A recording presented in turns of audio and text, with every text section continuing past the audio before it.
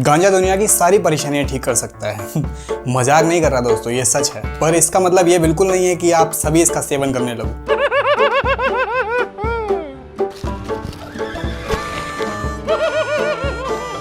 भारत में गांजा नशे के लिए इस्तेमाल किया जाता है, ये तो हम सभी को पता है। पर आपको ये पता है कि इससे कई तरह की बीमारियां भी ठीक हो सकती हैं। तो आइए आज के इस वीडियो में हम समझते हैं कि गांजा नशे के अलावा कहां कहां इस्तेमाल कर सकते हैं, और अगर इतना ही प्रॉफिटेबल था तो राजीव गांधी ने इस पर बैन क्यों लगाया था। पहले थोड़ा सा इस पौधे के बारे में समझ लेते हैं, क्योंकि लोगों के मन में इसकी इमेज केवल नशे से ही जुड़ी हुई है। पर ऐसा जरूरी नहीं है कि सिर्फ नशे के लिए ही ये इस्तेमाल किया जाता है। भारत में हजारों सालों से कैनबिस प्लांट का इस्तेमाल किया जा रहा है। भारत के सबसे पुराने लिटरेचर ऋग्वेद में भी सोमरस का जिक्र मिलता है, जो कि नशे के लिए इस्तेमाल की जाने वाली एक ड्रिंक थी और कैनबिस प्लांट से तैयार होती थी। अर्थवेद में भी इसे एक पवित्र पौधा बताया गया है, जिससे तनाव दूर करने के लिए इस्तेमाल किया जाता था, और भगवान शिव को भी इसे खुश करने के लिए इस्तेमाल किया जाता था। इससे तो फिलहाल सभी लोग वाकिफ होंगे, जैसे भांग, धतूरा, बेल का पत्ता। खैर, अब दिक्कत यह है कि इसे ज्यादातर लोग एक नशीला पौधा ही समझते हैं, या फिर नशेड़ी लोग ही इसे इस्तेमाल करते हैं। और भारत में इसकी इमेज इतनी खराब हो चुकी है कि ज्यादातर लोग इसे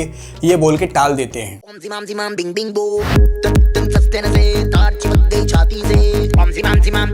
पर भारत समेत दुनिया भर के कई देशों में इसका इस्तेमाल हजारों सालों से दूसरी चीजों के लिए भी हो रहा है। जैसे चाइना में इसका इस्तेमाल कपड़े, जूते, रस्सी और पेपर बनाने में होता है, और भारत में नशे के अलावा दवाइयों में और रस्सी बनाने में इसका इस्तेमाल किया जाता है। इसे दुनिया भर में गांजा के अलावा दूसरे नामों से भी जाना जाता है, जैसे marijuana, weed, stuff, hash, grass, pot और ऐसे ही कई नाम हैं इसके। लेकिन इसका वैज्ञानिक नाम है कैनिबस, और कैनिबस एक पौधा होता है जिसकी कई वैरायटी दुनिया भर में मौजूद हैं। लेकिन दो नस्लें दुनिया भर में काफी मशहूर हैं, कैनिबस सैटिवा और कैनिबस इंडिका। कैनिबस से ही 3 तरह के ड्रग बनाए जाते हैं, गांजा, भांग और चरस। गांजा कैनिबस के फूलों से ही तैयार किया जाता है, जिन्हें सुखाकर और जलाकर इसका धुआं लिया जाता है, या इसे घोलकर भी पी सकते हैं। चरस को कैनिबस के पौधे से निकालकर रेजिन से तैयार किया जाता है, मतलब पेड़ पौधों से चिपचिपा पदार्थ निकलता है, उसे रेजिन कहते हैं, जिसे कई लोग राल भी कहते हैं। भांग कैनिबस की पत्तियों और बीजों को पीस कर तैयार किया जाता है, और ये तीनों ही साइकोएक्टिव ड्रग्स की कैटेगरी में आते हैं। यानी आसान भाषा में कहें तो ये हमारे दिमाग को हाई करने का काम करते हैं। हाई का मतलब क्या होता है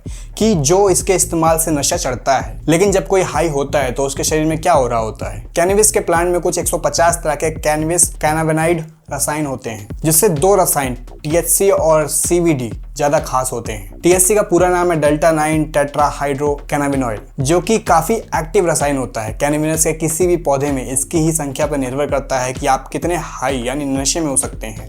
और CBD ठीक इसका उल्टा काम करती है, यानी नशे को कम करने का काम करती है। ज्यादा THC यानी ज्यादा नशा, ज्यादा CBD यानी कम नशा। लेकिन CBD कई बार घबराहट की समस्या को भी ठीक कर देता है। साथ ही CBD को दुनिया भर में तरह तरह के प्रोडक्ट बनाने के लिए इस्तेमाल किया जा रहा है। उसमें THC का कंसंट्रेशन 5 से 10% तक हो सकता है, लेकिन अगर THC का कंसंट्रेशन 0.3% से कम हो, इतना कम हो कि उस पौधे से नशा ही ना हो, तो उसे कहा जाता है हैम्प। हैम्प में नशे वाला कंपाउंड कम मात्रा में होता है, जबकि इसमें एक दूसरा कंपाउंड कैनाबिनॉल CBD का कंसंट्रेशन ज़्यादा होता है, और ये THC के प्रभाव को कम करने का काम करता है। तो इसलिए हैम्प को कई तरह के आइटम्स बनाने के लिए इस्तेमाल किया जा सकता है। और अब आते हैं हैम्प की खासियत पे। ग्लोबल वार्मिंग से लड़ने के लिए हमें 2 तरह के लेवल पर काम करना होगा। पहला कि हमें उन प्रोडक्ट्स के इस्तेमाल को रोकना होगा जो ग्रीन हाउस गैसेस फैलाते हैं, और दूसरा हमें उस कार्बन को पर्यावरण से सोखना होगा जो हमने पहले ही फैला रखा है।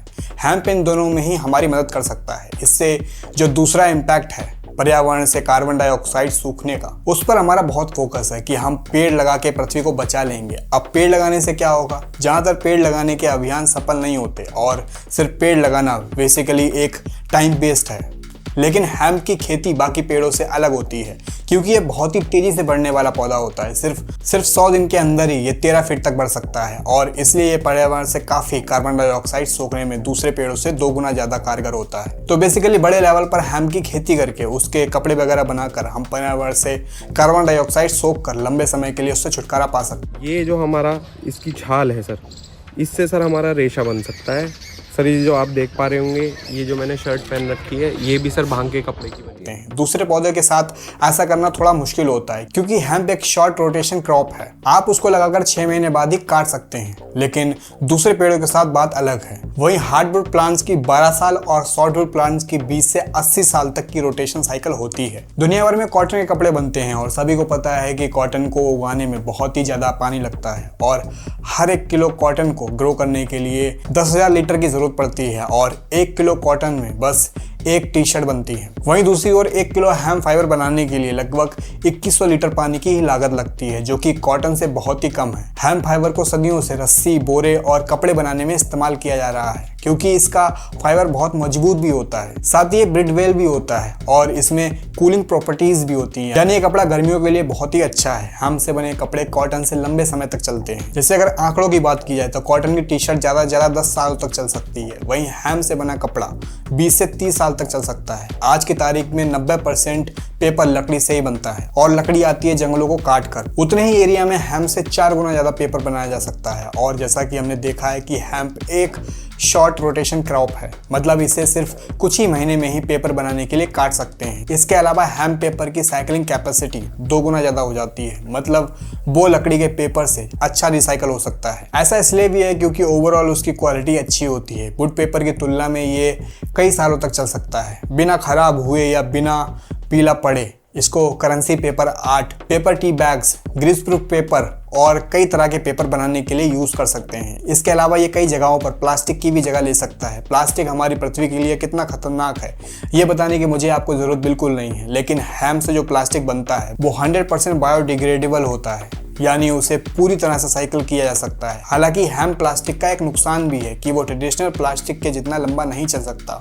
तो हर चीज में वो प्लास्टिक की जगह नहीं ले सकता, पर कुछ समस्याओं को जरूर सॉल्व कर सकता है। प्लास्टिक के अलावा कंस्ट्रक्शन की ईंट और कंक्रीट बनाने में हम हेम्प का इस्तेमाल कर सकते हैं। इससे घर के फर्नीचर और दरवाजे बनाए जा सकते हैं। लेकिन हेम्प से बना फाइबर बोर्ड लकड़ी से ज्यादा हल्का और ज्यादा मजबूत होता है, तो इतना सब कुछ हेम्प से बन सकता है और इसके बाद आप हेम्प के बीज को खा भी सकते हैं। Hemp seeds high protein food है जिसमें 31 ग्राम प्रोटीन होता है और इसकी अमीनो एसिड प्रोफाइल दूसरे प्रोटीन रिच जैसे मांस, अंडे और सोयाबीन वगैरह के जैसी ही होती है। इसलिए इसका इस्तेमाल कई प्रोटीन सप्लीमेंट्स में भी किया जाने लगा है। इसमें कई तरह के रोजगार मिलेंगे। पहला तो रोजगार खेती से मिलेगा, दूसरा मिलेगा ऐसा आधारित कपड़े बनाने से, रेशा आधारित ड्रेस मटेरियल, फिर बीजों पर आधारित प्रोटीन डाइट्स, साथ ही इसके CBD ऑयल जो से निकाले जा सकते हैं, जो आयुर्वेद के कई दवाइयों में प्रयोग होता है। तो इसके बहुत सारे फायदे हैं ओबिलियस कंज्यूमर्स और पर्यावरण को लेकर, पर इसके अलावा किसानों को भी इससे फायदा होगा और इससे रोजगार भी पैदा होने लगेगा। हेम्प का पौधा कई तरह के मौसम और मिट्टी पर आसानी से उगाया जा सकता है। इसमें जमीन का कम से कम इस्तेमाल होता है क्योंकि इसकी खेती बहुत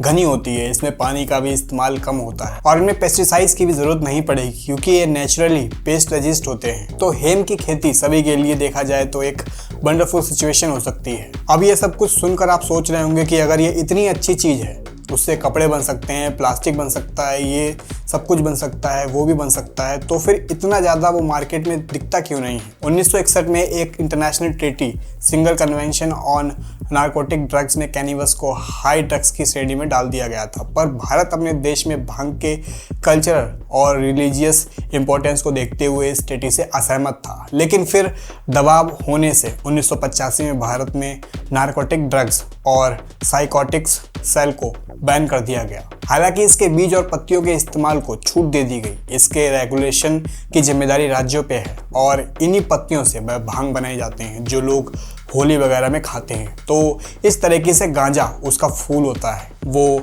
इलीगल है, लेकिन भांग की जो पत्तियां बनती हैं वो लीगल है। प्रॉब्लम यहाँ पर यह है कि हेम्प जिससे नशा नहीं होता और marijuana जिससे नशा होता है, उनमें दिखने में कोई खास अंतर नहीं होता जैसा हमने देखा। फर्क केवल इतना ही है कि एक से नशा होता है, दूसरे से नहीं होता, क्योंकि एक में THC कंपाउंड ज़्यादा है, दूसरे में THC कंपाउंड बहुत कम है। पर आज की तारीख में दोनों पर ही बैन लगा हुआ है। हालांकि हमारी संस्कृति में भांग के खिलाफ कभी एंटीट्यूड नहीं रहा है। अब वेस्टर्न वर्ल्ड पूरा चक्कर लगा के वापस कैनबिस पर ही आ रहा है और दुनिया भर में कैनबिस की वापसी हो रही है। इसके फायदे को देखते हुए कई देशों में अब हेम्प के इस्तेमाल को कानूनी वैधता दी जा रही है, उसको लीगल किया जा रहा है। 2018 में USA ने हेम्प प्रोडक्शन को लीगलाइज कर दिया था, जो पिछले 80 सालों में बैन था। हाल ही में अफ्रीकन कंट्रीज जैसे साउथ अफ्रीका, जिम्बाब्वे और घना ने भी इसको लीगलाइज कर दिया है और 2022 में भारत में उत्तराखंड इंडस्ट्रियल कैनबिस और हैम्प को लीगलाइज करने वाला पहला राज्य बन चुका है। हैम्प के पीछे दुनिया भर में बढ़ता हुआ इंटरेस्ट एक बहुत ही पॉजिटिव साइन है, क्योंकि इसके कई सारे फायदे हैं। फैक्ट्स इसके पक्ष में हैं, खासकर हमारे क्लाइंट्स और सस्टेनेबिलिटी के लिए। पर फिर भी इसको लेकर अभी काफी चैलेंजेस हैं और समाज में भी इसको लेकर लोगों का नजरिया सही नहीं है। इसके लिए लाइसेंस चाहिए होता है और इसमें अभी भी लीगल रिस्क है, तो कई सारे किसान इसकी खेती से फिलहाल बचते हैं। दूसरे लेवल पर टेक्नोलॉजी में भी कुछ चैलेंजेस हैं। टेक्नोलॉजी भी अभी उतनी डेवलप नहीं हुई है, इसलिए प्रोडक्टिविटी कम है। इस सब के बावजूद फिलहाल तो यही लग रहा है कि धीरे धीरे आने वाले समय में ये दोनों ही प्रॉब्लम सॉल्व होने वाली हैं और भारत में और पूरी दुनिया में इसको लीगल किया जाएगा। एटलीस्ट इसका इंडस्ट्रियल यूज को यानी हैम्प को लीगल किया जाएगा। अगर आपको ये वीडियो पसंद आया तो प्लीज़ इसे शेयर कीजिए और चैनल को सपोर्ट करने के लिए हमें सब्सक्राइब कीजिए। वीडियो देखने के लिए बहुत बहुत धन्यवाद।